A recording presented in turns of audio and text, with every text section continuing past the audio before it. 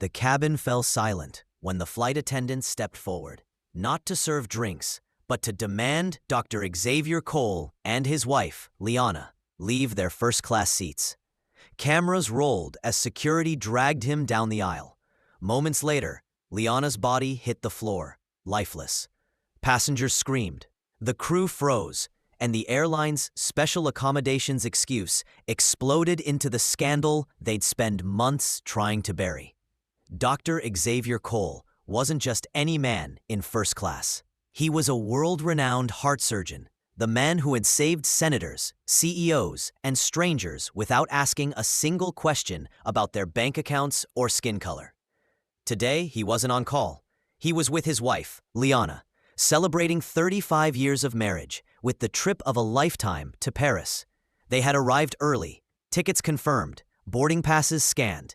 The airline had even sent them a "thank you for your loyalty" email the night before. But once they stepped onto that jet bridge, the mood shifted. Two flight attendants eyed them the way a security guard might study a stranger in a restricted area. The first smile Xavier received was brittle, more policy than kindness. Still, he ignored it. Liana was radiant, her new scarf draped over her shoulders, her laughter lighting up the cabin as they settled into their seats. They were barely done stowing their carry-ons when a young, sharply dressed white couple boarded, chatting with the lead attendant at the door. Seconds later, that same attendant marched straight to Xavier and Liana. "Sir, we'll need you and your wife to move.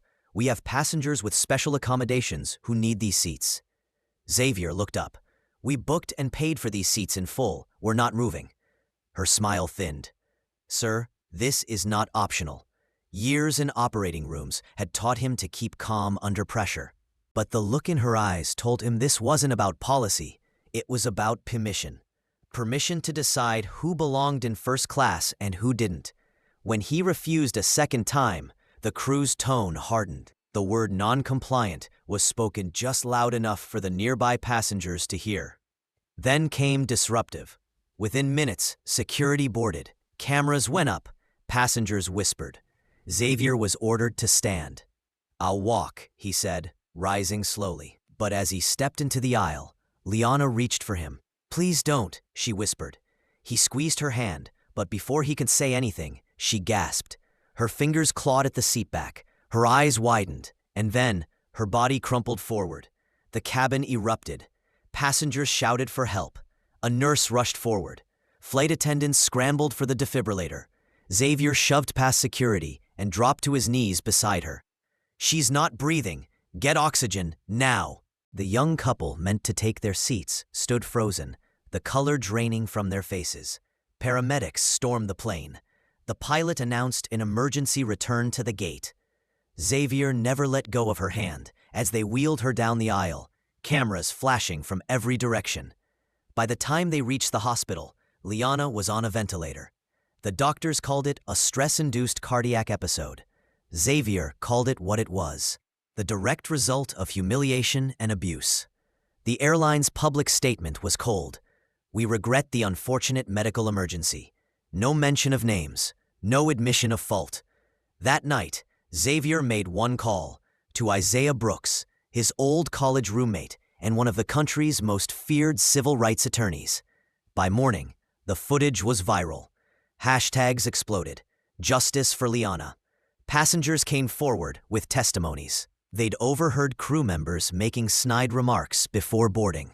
One leaked a text message sent mid-flight, dragging this old black dude off first class. No idea why. Isaiah assembled a legal team before the airline could even float a settlement offer. "They'll try to buy your silence," Isaiah warned. "They'll want you to sign an NDA and clear them of wrongdoing." "They'll get neither," Xavier said. The case gained momentum fast. Civil rights groups, black physicians associations, even members of Congress demanded accountability. The airline stock dipped. Whistleblowers leaked damning evidence, training slides telling crew to keep first-class presentation consistent with brand image, illustrated exclusively with white passengers. Then came the smoking gun, gate footage showing a ticket agent looking at Xavier and Liana's passports. then giving a coworker a side-eye smirk. Another clip caught a flight attendant on the jet bridge saying, "They don't look like they belong up there." The video hit prime time. Public outrage went nuclear. In court, Xavier sat silent as witness after witness testified. Former crew members admitted they were told to find a reason to move black passengers from first class. Internal emails joked about optics and keeping the cabin on brand. The defense tried to argue Liana's collapse was unrelated. But when the full cabin footage played, Xavier's calm refusals, the crew's escalating hostility, Liana's sudden gasp, even the judge's expression changed. "This is about the consequences of treating dignity as negotiable," she said. For weeks, Xavier balanced court hearings with nights in the ICU. Then, 10 days after the incident, Liana's fingers curled weakly around his hand. Her eyes opened. Tears welled before she could speak. A day later, from her hospital bed, she recorded a statement that shook the country. "I am not your headline. I am not your unfortunate event. I am a woman who was treated like I didn't matter. But I do, and so does everyone who's been quietly pushed aside without a camera to catch it." The video hit 1 million views in 12 hours. Protests erupted in airports nationwide. The Department of Transportation launched a formal investigation into racial discrimination in air travel. Xavier and Liana founded Wings of Justice, a nonprofit documenting racial bias in transportation and lobbying for federal reform. Their case became the blueprint for legislative change, and a reminder that sometimes the fight for dignity starts in the smallest space imaginable. One seat you paid for and refuse to give up. If someone tried to take your paid seat, would you move or stand your ground?